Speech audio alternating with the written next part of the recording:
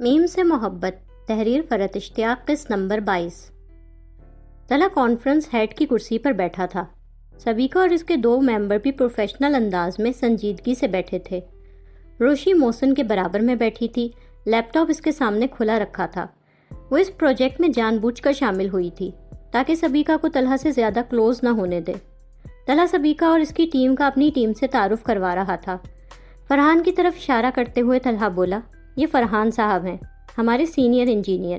انہوں نے بابا کے ساتھ مل کے ہماری فرم کے بہت سے کامیاب پروجیکٹس کیے ہیں، اور یہ محسن صاحب ہیں۔ ان کی محنت اور کوششوں کی بدولت آج ہماری فرم اس مقام پر پہنچی ہے۔ سبیکا نے مسکرا کے باوقار سے انداز میں فرحان اور محسن کو دیکھا۔ طلحہ، تمہاری ٹیم بہت سارے کمپیٹنٹ لوگوں پر مشتمل ہے، اس لیے تو ہماری کمپنی تم لوگوں کے ساتھ یہ کولیبریشن کرنا چاہتی ہے۔ سبیکا نے ایک نظر روشی پر ڈالی، پھر بظاہر بڑے سرسری سے لہجے میں روشی سے بولی، آپ تو شاید یہاں پر انٹرن ہیں۔ سبیکا کا کہنے کا انداز تھا کہ جیسے جتا رہی ہو ایک بڑے پروجیکٹ میں سینئر انجینئرز کے ساتھ ایک انٹرن کا کیا کام ہے۔ روشی کو سبیکا کا انداز برا لگا۔ مس آیت انٹرن تو ہیں، مگر یہ بہت ٹیلنٹڈ ہیں، ہمیں ینگ لوگوں کو بھی آگے آنے کا موقع دینا چاہیے۔ طلحہ نے سبیکا کو باوقار سے لہجے میں جواب دیا۔ وہ یہ نہیں چاہتا تھا کہ روشی کو اپنی بے عزتی فیل ہو۔ طلحہ کی تعریف پہ روشی خوش ہوئی اور اس کا اعتماد بڑھا، جبکہ سبیکا کو یہ تعریف بالکل پسند نہیں آئی۔ وہ چپ سی ہو گئی۔ تمام ٹیم ممبرز اب پروجیکٹ کے حوالے سے بات کرنے لگے۔ سلیمان بیڈ پر بیٹھے ریلیکس موڈ میں کوئی کتاب پڑھ رہے تھے۔ روشی ان کے کمرے میں آئی۔ اس کے ایک ہاتھ میں لیپ ٹاپ تھا، دوسرے ہاتھ میں انجینئرنگ کی چند کتابیں، نوٹ بک اور پین۔ اس کا انداز بہت جوشیلا تھا۔ سلیمان نے کتاب پڑھتے پڑھتے روشی کی طرف دیکھا، مسکرا کے پوچھنے لگے، یہ کیا کیا اٹھائے چلی آ رہی ہو روشی؟ بابا، مجھے آپ سے کام ہے، روشی پرجوش انداز میں بولی۔ بولو روشی۔ انہوں نے ہاتھ میں پکڑی کتاب بند کر کے سائڈ ٹیبل پر رکھی۔ روشی ان کے پاس بیڈ پر آ کے بیٹھ گئی اور اپنی کتابیں اور لیپ ٹاپ اس نے سامنے رکھ لیا۔ بابا، میں نے آپ کو نئے پروجیکٹ کے بارے میں بتایا تھا نا؟ ہاں بتایا تھا، اور طلحہ سے بات کر کے تم بھی اس پروجیکٹ میں شامل ہو گئی ہو۔ سلیمان پیار سے بولے۔ بابا، کچھ سینئر انجینئرز کو میرے اس پروجیکٹ میں شامل ہونے پر اعتراض ہے۔ انہیں لگتا ہے کہ انٹرن کو آتا جاتا ہی کیا ہوگا۔ میں چاہتی ہوں آپ اس پروجیکٹ کی ٹیکنیکل چیزیں مجھے سمجھائیں، جیسے کلاس روم میں پروفیسر سمجھاتے ہیں نا، بالکل اسی طرح۔ وہ سبیکا کے خود کو انٹرن کہنے پر غصہ تھی اور اب اپنی قابلیت دکھا کے اس کے کامنٹس پر اس کو شرمندہ کروانا چاہتی تھی، تاکہ آیت سلیمان اپنی قابلیت کے بل پر ان ایروگنٹ سینئرز کو منہ توڑ جواب دے سکیں۔ سلیمان کا انداز چھیڑنے والا تھا۔ جی بابا، آپ کی بیٹی کو کوئی خود سے کم سمجھے، یہ تو نہیں ہونا چاہیے نا؟ روشی جذباتی انداز میں بولی تھی۔ سلیمان ہنس رہے تھے۔ بابا، یہ دیکھیں پروجیکٹ کی ڈیٹیلز، میں سر محسن سے ڈرائنگ اور پروجیکٹ کی انیشیل رپورٹ سب لے کے آئی ہوں۔ سلیمان پھر سے ریڈنگ گلاسز لگا کے روشی کے کہنے پر ان ڈرائنگز کو بغور اسٹڈی کرنے لگے۔ روشی ان کے برابر میں بہت سنجیدگی سے بیٹھی تھی۔ وہ اگلی میٹنگ کے لیے پوری تیاری کے ساتھ جانا چاہتی تھی۔ اسی وقت صدف کمرے میں آئی۔ انہوں نے وہاں بیٹھی روشی کو دیکھا۔ کیا ہو رہا ہے بھائی، آپ لوگوں کا آج سونے کا ارادہ نہیں ہے؟ صدف حیرت سے پوچھ رہی تھی۔ ممی، بابا سے ایک پروجیکٹ کی ٹیکنیکل چیزیں سمجھ رہی ہوں۔ روشی جذباتی سی ہوئی۔ تمہاری کایا پلٹ مجھے واقعی حیران کرتی ہے روشی، یا تو پڑھنے کے لیے ہی راضی نہیں ہوتی تھی، یا پڑھائی انٹرنشپ ساتھ ساتھ چلا رہی ہو۔ صدف خوش بھی تھی اور حیران بھی۔ دیکھ لیں ممی، آپ مجھے بلا وجہ برا بھلا بولتی تھی، روشی فقریہ لہجے میں اترا کے بولی۔ لیکن اب 11 بج رہے ہیں بیٹا، صبح یونیورسٹی نہیں جانا کیا تمہیں؟ جاؤں گی ممی، مگر پہلے بابا سے تھوڑی چیزیں تو سمجھ لوں۔ سلیمان لیپ ٹاپ پہ دیکھتے ہوئے روشی سے بولے، ویسے روشی تم نے خود کو زیادہ مصروف کر لیا، انجینئرنگ کی ٹف پڑھائی کے ساتھ آفس بھی مشکل کام ہے بیٹا۔ سلیمان باپ والی فکر اور پیار سے بولے۔ مگر مجھے مزہ آ رہا ہے بابا، روشی جلدی سے بولی۔ وہ طلحہ کا آفس کبھی بھی چھوڑنا نہیں چاہتی تھی۔ صدف اور سلیمان دونوں روشی کے اس بدلے انداز اور سنجیدگی کو پسندیدگی سے دیکھ رہے تھے، مگر اس پر حیران بھی تھے۔ سلیمان دوبارہ روشی کو پروجیکٹس کی باریکیاں سمجھانے لگے۔ صدف بھی بیڈ پر پاس ہی بیٹھ گئیں۔ عابد صاحب موہت کے ساتھ لاؤنج میں بیٹھے تھے۔ موہت ان کے ساتھ اپنا ہوم ورک کر رہا تھا۔ اسی وقت ملازم سلطان کے ساتھ چلتی روشی اندر آئی۔ اس کے ہاتھ میں 2 بڑے بڑے سے شاپرز تھے، جن میں سالگرہ کی تیاری کے متعلق سامان بھرا ہوا تھا۔ موہت روشی کو دیکھتے ہی خوش ہو کے بھاگتا ہوا روشی کے پاس آیا اور ٹوٹے پھوٹے الفاظ میں روشی سے بولا، روش یو لیٹ۔ وہ روشی کا بہت دیر سے انتظار کر رہا تھا۔ عابد صاحب حیرت سے موہت کو دیکھ رہے تھے کہ اسے پہلے سے پتا تھا کہ روشی آج آئے گی۔ لیٹ کہاں ہوئی ہوں موہت، آج تو آفس بھی نہیں گئی، یونیورسٹی سے سیدھی آ گئی ہوں یہیں۔ روشی مسکرا کے بولی، السلام علیکم انکل۔ وہ موہت کو پیار کرتی عابد صاحب کی طرف متوجہ ہوئی۔ وعلیکم السلام، لگتا ہے موہت کو تمہارے آنے کا پہلے سے پتا تھا۔ جی انکل، رات ہم نے فون پر بات کی تھی نا، تبھی میں کہوں میرے پوتے صاحب کا آج ہوم ورک میں دل کیوں نہیں لگ رہا۔ وہ ہنس کے بولے، یونیورسٹی سے آ رہی ہو؟ جی انکل۔ موہت، جاؤ اپنی روش باجی کے لیے سلطان انکل سے کوئی جوس لاؤ۔ کہ دا روشی ان کے پاس ہی صوفے پر بیٹھ گئی۔ آفس میں سب صحیح چل رہا ہے روشی؟ سبیکا نے ایک پروجیکٹ کے بہانے سر طلحہ کے آفس میں آنا جانا شروع کر دیا انکل۔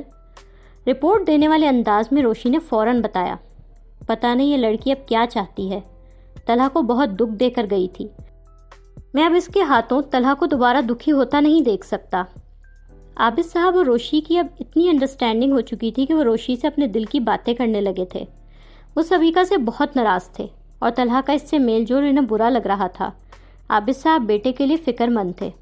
میں ہوں نا انکل، آپ فکر کیوں کرتے ہیں؟ جس پروجیکٹ کے ذریعے سبیکا نے سر طلحہ کی لائف میں انٹری ماری ہے، میں بھی اس پروجیکٹ میں شامل ہو گئی ہوں۔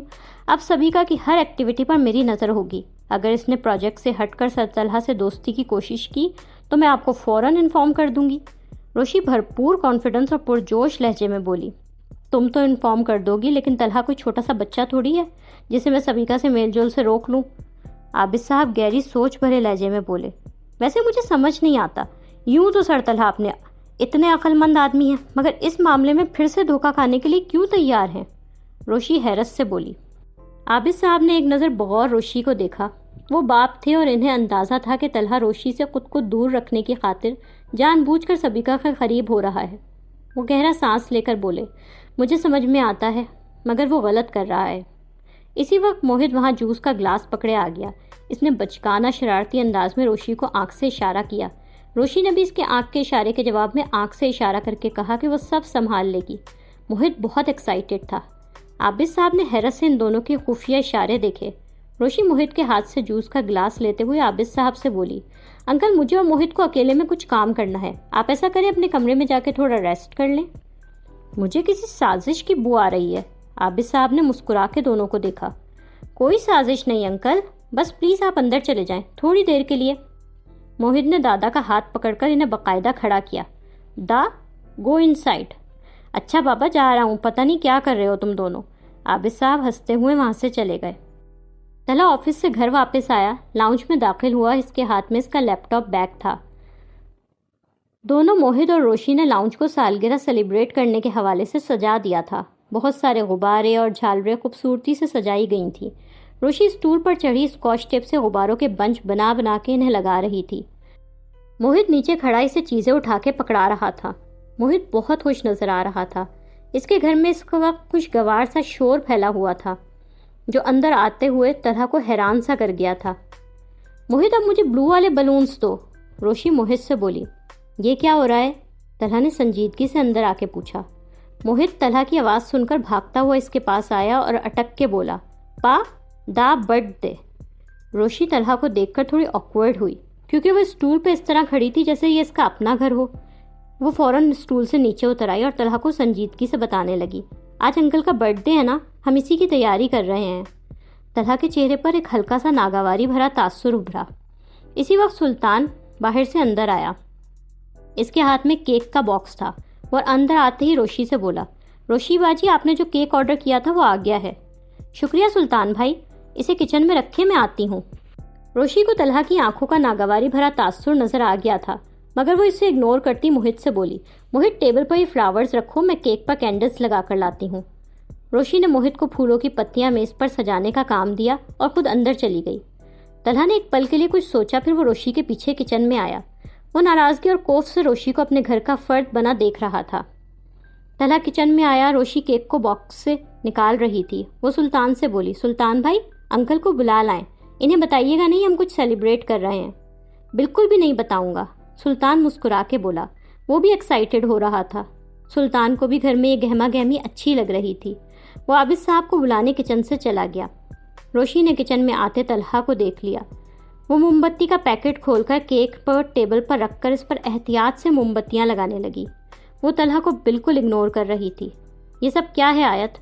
طلحہ نے سنجیدگی سے پوچھا۔ میں اور موہت مل کر انکل کا برتھ ڈے سیلیبریٹ کر رہے ہیں۔ موہت نے مجھے کل بتایا کہ آج انکل کا برتھ ڈے ہے۔ روشی نے بھی سنجیدگی سے جواب دیا۔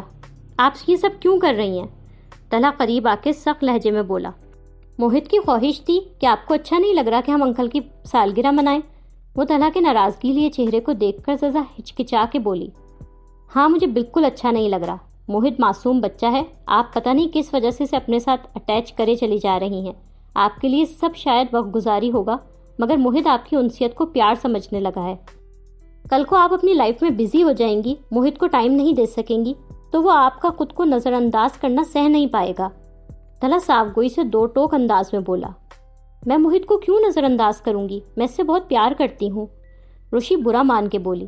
آپ اپنے فن اور ٹائم پاس کے لیے کوئی اور ایکٹیویٹی تلاش کریں۔ آپ کے لیے سب کچھ ہنسی مذاق ہوگا، مگر موہت برداشت نہیں کر سکے گا۔ بہتر ہوگا آپ موہت سے دور رہیں۔ روشی کی بات کو طلحہ نے بالکل سیریس نہیں لیا۔ کیا آپ مجھے یہ کہہ رہے ہیں کہ آج مجھے یہاں نہیں آنا چاہیے تھا؟ موہت کی خواہش پر انکل کی برتھ ڈے سیلیبریٹ نہیں کرنی چاہیے تھی؟ روشی کو طلحہ کی بات بہت بری لگی۔ وہ خفا سی ہو کے پوچھ رہی تھی۔ دونوں ایک دوسرے کے نزدیک اور آمنے سامنے کھڑے تھے۔ ہاں نہیں کرنا چاہیے تھا، وہ تو بچہ ہے، آپ میں تو عقل ہونی چاہیے۔ ٹھیک ہے پھر میں چلی جاتی ہوں، روشی ناراض ہو کر فوراً بولی اور کچن سے نکل گئی۔ لاؤنج کی سجاوٹ مکمل ہو چکی تھی۔ موہت نے میز پر پھولوں کی پتیاں سجا دی تھیں، درمیان میں کیک رکھنے کی جگہ خالی چھوڑی تھی۔ موہت روشی اور کیک کا انتظار کر رہا تھا۔ ایک طرف سے عابد صاحب وہاں آ رہے تھے، دوسری طرف سے ملازم سلطان کچن سے کیک اٹھا کر لا رہا تھا۔ طلحہ روشی کے پیچھے آیا اور روشی سے دبی آواز اور لہجے میں بولا، اب آپ اس وقت ایسے نہیں جا سکتی، موہت ڈسٹرب ہو جائے گا۔ میں جا رہی ہوں، آپ موہت کے ڈسٹرب ہونے کی فکر کب سے کرنے لگے؟ روشی چڑ کے ناراضگی سے بولی۔ روشی نے صوفے سے اپنا بیگ اٹھایا اور کندھے پر ڈالا۔ وہ وہاں سے بالکل جانے لگی تھی۔ ملازم سلطان نے کیک ٹیبل پر سجایا۔ موہت بھاگتا ہوا روشی کے پاس آیا۔ وہ محبت سے روشی کو دیکھ رہا تھا۔ ابھی روشی کچھ کہنے ہی لگی تھی کہ اسی وقت کسی دوسرے ملازم کے ساتھ چلتی ہوئی سبیکہ اندر آئی۔ اس کے ہاتھوں میں پھولوں کا خوبصورت سا بکے تھا۔ عابد صاحب، روشی اور طلحہ تینوں نے ایک ساتھ سبیکہ کی طرف دیکھا۔ سب حیران سے تھے۔ سبیکہ نے طلحہ کے برابر میں کھڑی ان کے گھر کے فرد جیسی نظر آتی روشی کو بہت چونک کر دیکھا۔ سبیکہ طلحہ کے سامنے مہمان کی طرح کھڑی تھی اور روشی گھر کے فرد کی طرح طلحہ کے برابر میں۔ روشی کو وہاں دیکھ کر سبیکہ کو آگ لگ گئی تھی۔ سب شوق تھے، ایک دوسرے کو دیکھ رہے تھے۔ سبیکہ منگنی توڑنے کے بعد آج پہلی بار عابد صاحب کی سالگرہ کے بہانے سے طلحہ کے گھر آئی تھی۔ وہ روشی کو وہاں دیکھ کے بری طرح جیلس ہوئی۔ روشی نے بھی اسے ناگواری بھری نظروں سے دیکھا۔ عابد صاحب کے تاثرات بھی زیادہ خوشگوار نہیں تھے۔ وہ سبیکہ کی جرت پر حیران تھے۔ طلحہ تھوڑی آکورڈ پوزیشن میں آیا۔ موہت بھی سبیکہ کو دیکھ کر خوش نہیں ہوا۔ سبیکہ نے وہاں سالگرہ کی سجاوٹ اور میز پر رکھے کیک کو دیکھا۔ طلحہ نے ہی بولنے میں پہل کی۔ آؤ سبیکہ، وہ خاموشی توڑتے ہوئے بولا۔ السلام علیکم انکل۔ سبیکہ کچھ رکتے ہچکچاتے ہوئے عابد صاحب کو سلام کر رہی تھی۔ عابد صاحب وزادار انسان تھے۔ دل میں سبیکہ سے چاہے جتنی بھی خفا ہوں، مگر گھر آئے مہمان کے ساتھ وہ بدسلوکی نہیں کر سکتے تھے۔ وعلیکم السلام سبیکہ۔ ان کا تہذیب اور شائستگی لیا لہجہ تھا۔ سبیکہ نے پھولوں کا گلدستہ ان کی طرف بڑھاتے ہوئے بولا، ہیپی برتھ ڈے انکل۔ شکریہ بیٹا۔ عابد صاحب نے مسکراتے ہوئے پھول پکڑے۔ ہیلو موہت، سبیکہ بال اور گال چھو کے پیار کرتے ہوئے موہت سے بولی۔ موہت کے چہرے پر ناگواری والا تاثر ابھرا۔ وہ بچہ تھا اور بڑوں والی مصلحت دکھانا نہیں جانتا تھا۔ سبیکہ نے اس کے جس گال کو چھوا اس جگہ پر ہاتھ پھیر کر اپنی ناگواری کا اظہار کرتے صاف کیا اور روشی کے ساتھ بالکل چپک کے کھڑا ہو گیا۔ موہت کے سبیکہ کے ساتھ اس رویے کو سب نے نوٹس کیا۔ موہت کے ایسا کرنے سے سبیکہ کھسیانی سی ہوئی، پھر واپس سیدھی ہوئی اور سنجیدگی سے تھوڑے جتانے والے لہجے میں عابد صاحب سے بولی، انکل بس آپ کو وش کرنے آ گئی تھی، مجھے پتہ نہیں تھا آپ لوگ برتھ ڈے سیلیبریٹ کر رہے ہیں، ورنہ بغیر بتائے بالکل نہیں آتی۔ نہیں بیٹا، کوئی سیلیبریشن نہیں ہو رہی، میں اس عمر میں اب کیا سالگرہ مناؤں گا، یہ تو موہت اور روشی نے مل کے شرارت کی ہے، عابد صاحب مروت بھرے لہجے میں بولے۔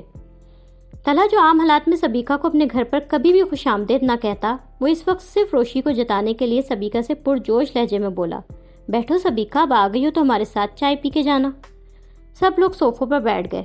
روشی ناپسندیدگی بھری نظروں سے سبیکہ کو دیکھ رہی تھی۔ سبیکہ روشی کو اس طرح نظر انداز کر رہی تھی جیسے وہ اسے اس قابل ہی نہ سمجھتی ہو کہ اس سے بات کرے۔ بابا کیک کاٹے نا، طلحہ باپ سے بولا۔ وہ چھری اٹھا کے انہیں پکڑا رہا تھا جیسے سالگرہ منانے کا یہ سارا آئیڈیا اسی کا ہو۔ روشی کو اس وقت طلحہ پر غصہ آ رہا تھا۔ عابد صاحب نے کیک کاٹا، سب نے تالیاں بجائیں۔ موہت جو اس سالگرہ کی تیاری کو لے کر بہت پرجوش تھا، وہ سبیکا کے آ جانے کے بعد اب چپ چپ سا ہو گیا تھا۔ وہ اب بالکل خوش نہیں نظر آ رہا تھا۔ عابد صاحب کیک کاٹنے کے بعد اپنے ہاتھ سے موہت کو کھلا رہے تھے، پھر طلحہ کو کھلایا۔ روشی اور سبیکا کی نظریں ملی۔ سبیکا بھی روشی کو ناگواری والی نظروں سے ہی دیکھ رہی تھی۔ ان دونوں لڑکیوں کا آپس میں جیسے بغیر کہے ایک نفرت اور دشمنی کا رشتہ بن گیا تھا۔ طلحہ میز پر رکھی پلیٹ اور چمچے میں سے ایک پلیٹ اور چمچ نکال کے سبیکا کو دینے لگا۔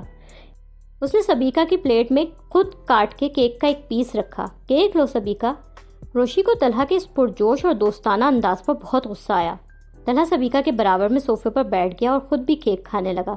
وہ یوں ظاہر کر رہا تھا جیسے سبیکا کے اپنے گھر آنے پر بہت خوشی ہوئی ہو۔ ناہید کچن سے نکل کے لاؤنج میں چلتی ہوئی آئیں، ساتھ ساتھ رضیہ کو آواز بھی دی، گیٹ پہ کون ہے رضیہ، دیکھا ہے؟ اسی وقت ان کی نظر روہیل پہ پڑی۔ روہیل بہترین شلوار سوٹ اور ویسٹ کوٹ میں تھا، گلے میں پھولوں کا ہار۔ وہ رضیہ کے ساتھ اندر آ رہا تھا۔ ناہید اپنے اتنے دنوں بعد بیٹے کو دیکھ کر والہانہ انداز میں تڑپ کے روہیل کی طرف بڑھی۔ میرا بچہ، میرا چاند کہاں چلا گیا تھا؟ روہیل نے ماں کی بات کا جواب دیے بغیر جیسمین کو آواز دی، جیسمین وہاں کیوں رک گئی؟ اندر آؤ، اماں کو سلام کرو۔ ناہید ہکا بکا ہو کے بات سمجھنے کی کوشش کر رہی تھی۔ شرمائی لجائی سی جیسمین دلہن بنی اندر داخل ہوئی۔ اس نے خوب کامدار سرخ رنگ کا جوڑا پہن رکھا تھا۔